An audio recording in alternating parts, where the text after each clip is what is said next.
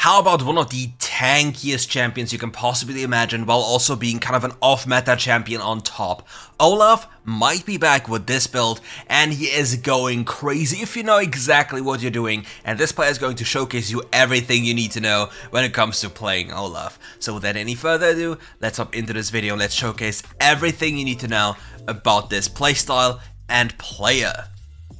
So first off, Olaf has been very powerful in the distant past. He was like one of the most broken champions you can imagine, and then the Olaf rework basically waltzed in, and this champion died from one day to the other. However, the Olaf 1 tricks still make this champion work, and they have a pretty good grasp on how to do so.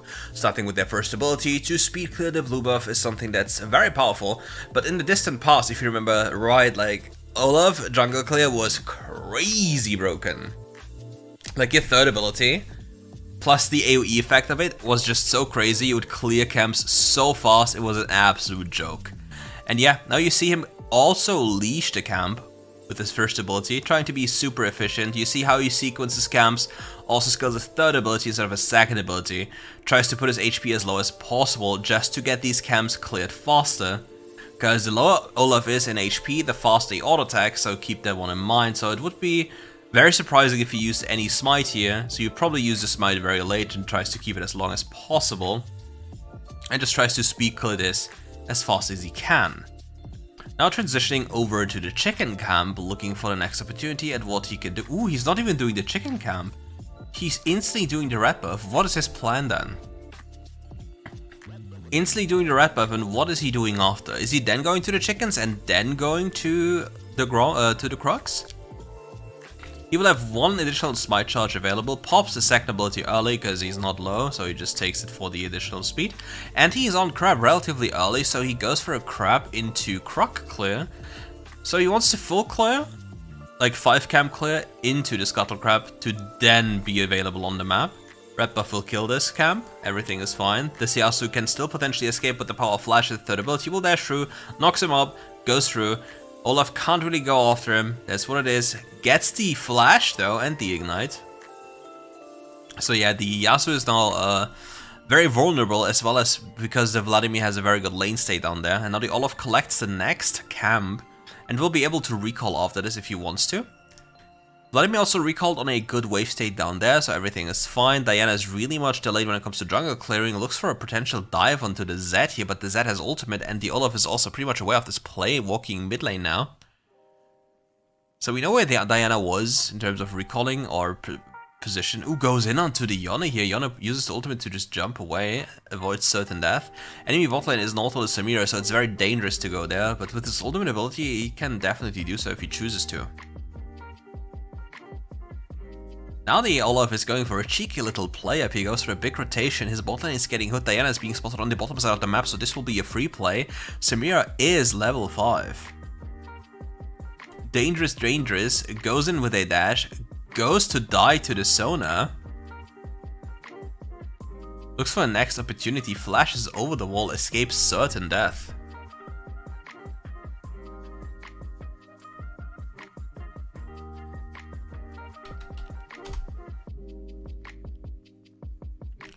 Next up, we go back to the jungle clear adventure.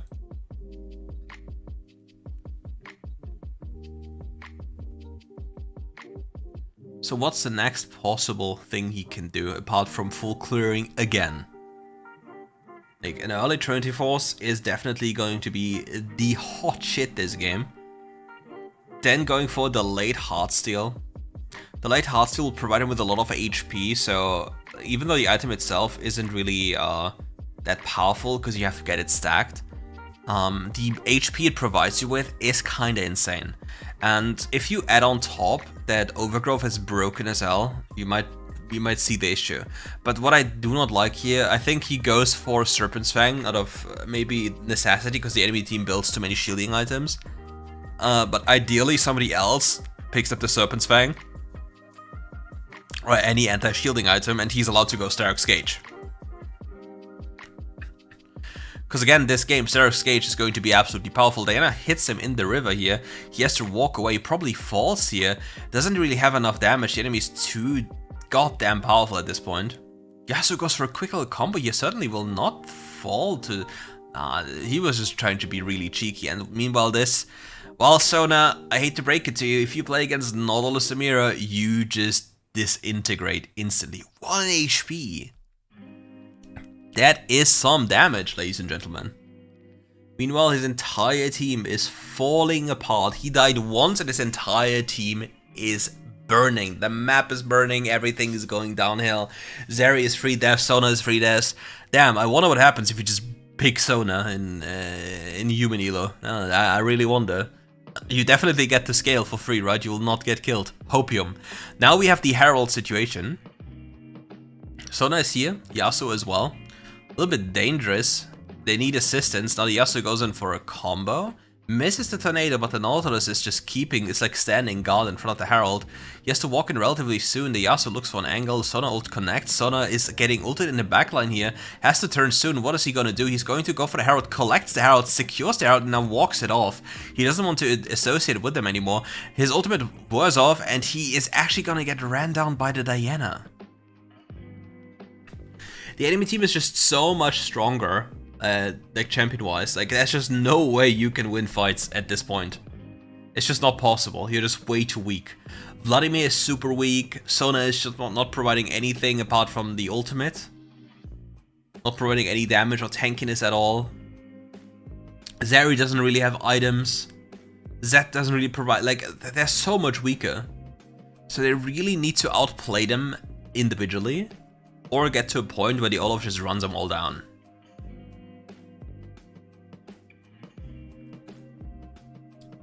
Will he get another kill? He gets another...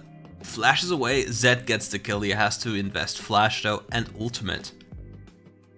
Very, very close. Yona now on the move. If this was old Herald, by the way, this Herald would not grant him gold. Because he died. But, well, yeah, apparently, you know, they made it really nice nowadays. That it doesn't matter anymore if you're alive or dead, you still get the gold. So he got a lot of gold back into the pocket. Most definitely. And my favorite part about Heartsteel, personally, it builds out of so many ruby crystals, and every single purchase is so impactful. Because you really feel the tankiness coming in. Nautilus in the jungle here being called. Sona pops the ultimate. Nautilus is trying to flash away, as it seems flashed over the wall, escapes. Zeri jumps after and he gets ran down eventually. Zed collects the kill. I didn't see if Zed even had to ult or ulted again. Sona trying to protect, quote unquote, just walk after the Olaf as much as possible, because she can't be on her own. She can't really do anything. She needs to scale. Same goes for Zeri, and she's just way too weak. Like, both bot laners are so weak compared to their counterpart. It's gonna be very difficult to get anything done. Like, the entire map is, as I said, burning, and the Olaf is the only glimmer of hope this team has. Oh, Samira's getting ran down. Samira just made a major mistake by walking up here. Doesn't get the kill, but look at the damage that Samira just dealt by just existing. Literally blasting them all to, like, it's just crazy how much damage this champion does. And she has Collector. Classic Collector moment. Now the Olaf goes towards the top wave. Free money here to be taken. He will probably just resume pushing here and go for the top lane tower, because there's nothing else to do. With the bot lane being as it is.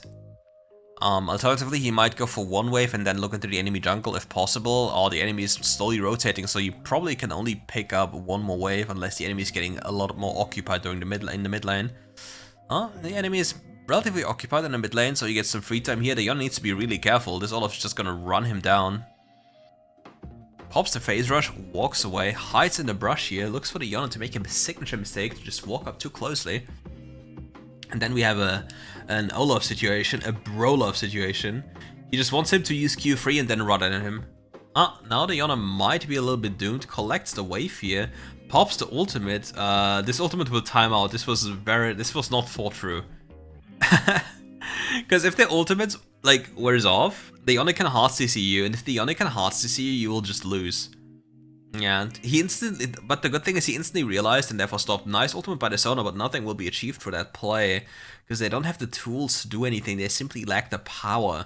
They're still very much behind, and it just takes so much more time for them to be relevant. But the enemy team doesn't stop being relevant. Like, they're super strong. And they're not scaling that terrible. Like, they have Yone Yasuo, and you know Yone as a champion. That is crazy. And having a reliable knockup for the Yasuo with the Nautilus, and the Samir who dashes in afterwards, that is big gamer moves.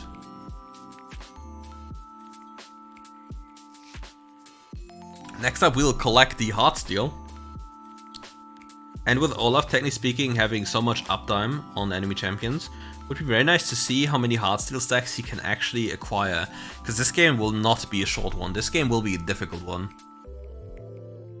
And it will probably just all fall on stupid choices. Because right now this game is technically over, the enemy won. But you know WildRift. It's over when the Nexus explodes, because everyone is griefing constantly. So he'll get his first Heartsteel proc, 40 HP into the pocket, flash into Narnia. Vladimir even gets to kill the hyperscaling champion, free money into the bank. So this will also allow them... Oh, this is also something I always talk about. Tier 1 bounty turrets. Like, there's 3 tier 1 bounty turrets available, and there's just no chance the enemy team can protect all 3 of them. And this will enable his team to get so much gold. Just take a look at the gold counter right now, okay? 850. The moment this turret falls. Let's see how much gold it is once it's dead. 850. Bum. 300 gold into the pocket. For free. Now another one bites the dust by walking up. Yone tries to ult away. Will burn to death through the ignite. Sona with ignite? Bro, what? Talking about being bipolar. That's crazy, bro. Sona with ignite. Respectable. Picks up Locket on the Sona. Kind of confusing that you don't pick up Stasis when they have... not Stasis, what is it called? Veil, when they have Nautilus. Because yeah, it denies at least one signature engage. And they'll get another tower here. Sona will share some money. So take a look at the money again. It's probably going to be 280 the moment it falls. Probably 290, 285. Wow. Close to 600 even though the Sona was next to you. Big money. So yeah, they got so much gold from just the bounties here, collected in the side lanes, which barely even had any risk. Yes, Yone just ignited him to deny his recall. But for what reason?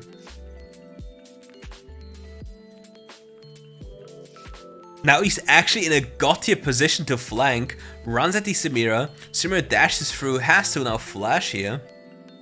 Is forced to probably back off again. Really wants more Heartsteel stacks. 122, 150 Heartsteel stacks are roughly, well, not roughly, exactly 500 gold. Pops the Nautilus, looks at the Yone right now, collects another Heartsteel stack, most certainly. 164 health right now, getting knocked up. The next knockup comes around the corner. First kill being taken away. Another one being coming in right now, another Heartsteel stack. The Yasuo's dashing, flashing, moving, zooming, just not stopping. And now we collect a Baron buff on top. So we got the free money in terms of stats from Heartsteel, as well as free kills. Enemies teleporting in, Diana is looking for a play. Diana steals it! I mean, to be fair, Olaf has no chance of winning a smite against Diana, because think about this, okay? Number 1, he might be tanking, so he has 50% damage debuff. Number 2, Diana can Q the Baron and then jump in with her second ability activated, plus the third ability. That is too much damage. Olaf's damage cannot compete. So yeah, it's not necessarily a 50-50 smite, it's heavily towards Diana's favor. So yeah, if you're like, damn, this Olaf blows for losing this smite, I think it's very much normal that this one happens. This feels bad to see, because this makes this game a lot harder. Oh no, you see, he has serrated Dirk in the selection. You already know that, technically speaking, he would be the Collector Enjoy, who runs at the enemy, gets the first Heartsteel stack on the Samira. Samira dies as well. Zara dashes in, gets another Heartsteel stack very soon, kills the Yone here, and now has to walk away. 296 stacks. Nearly 1,000 gold in extra stats on this item, because WildRift is a pure deathmatch game. You can basically always buy Heartsteel and give it value. It's absolutely insane. This item is nuts.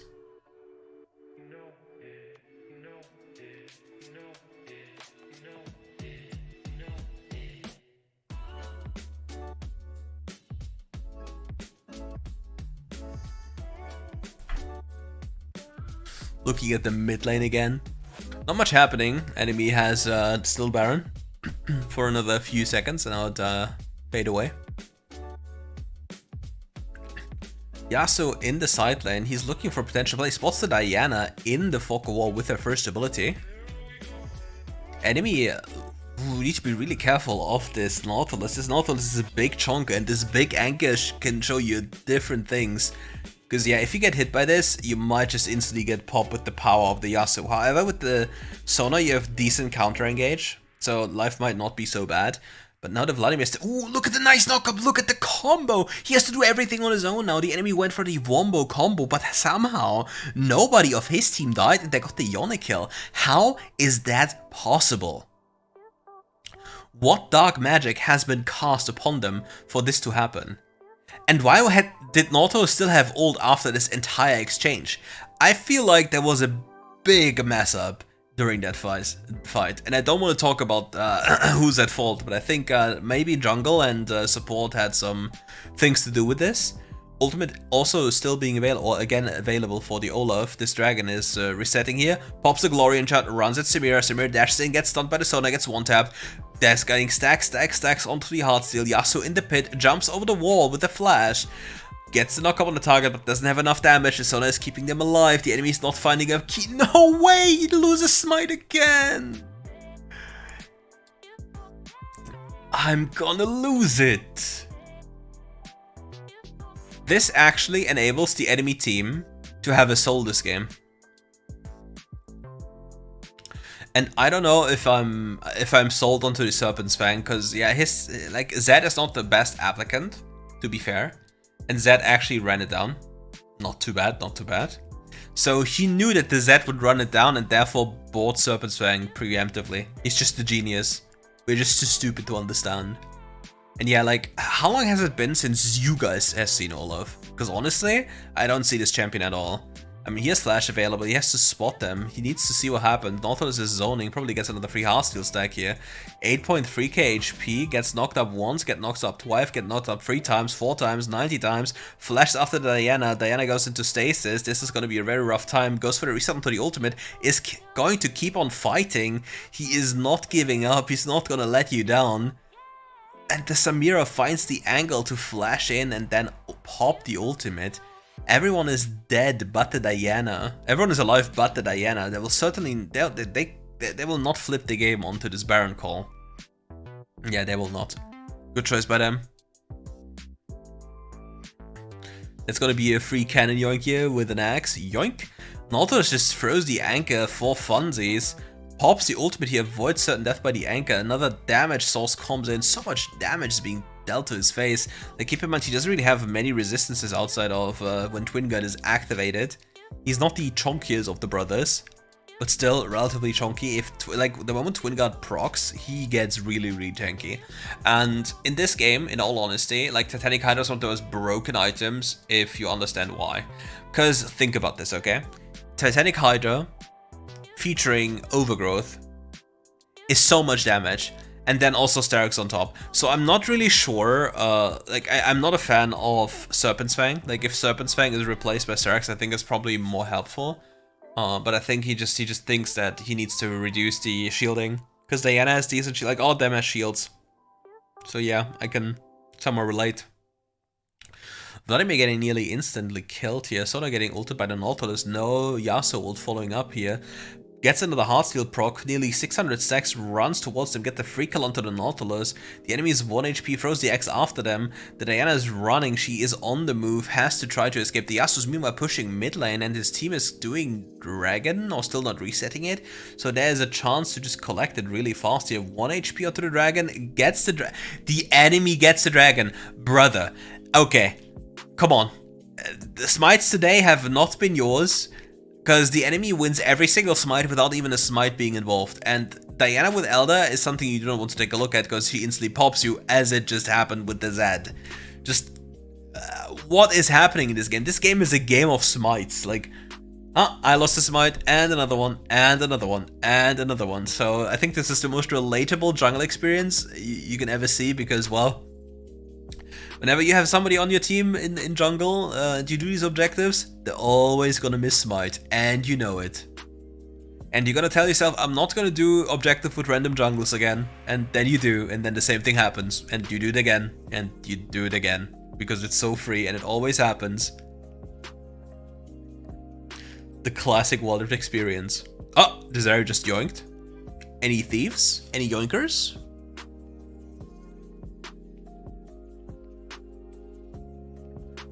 Sona going for the Iceborne Gauntlet to get tankier here. Trying to make sure she doesn't get one shot. Zeri goes for an AP build, considering her team is physical, including Magic of Vladimir.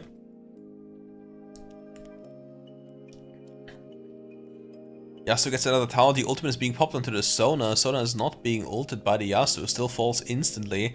The Olaf is now inside of the fight, gets the first kill. Looks at the Samira. Samira is doing so much damage. The ultimate of the Samira is running out. Zhonya's happens to come in as well. The Yasuo is pushing the side lane. Elder is still a thing for about 12 seconds. They're not a lot to die here. They will not lose triple inhib. They might lose double inhib, which is okay. Double inhib is fine. Triple inhib makes the game literally impossible to win unless you're griefing out of your mind. Elder is gone now. But there's another Baron coming very soon. And the winner of this Baron will either just end the game